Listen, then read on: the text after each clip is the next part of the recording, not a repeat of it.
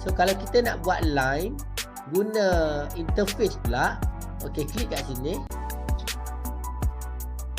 Klik first point, second point, third point dengan fourth point.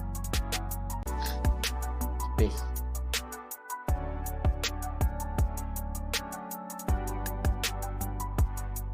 Okey, kita buat line yang sama tapi guna shortcut.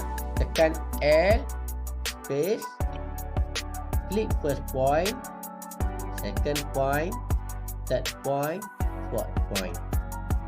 Dah siap? Okey, space, escape atau enter.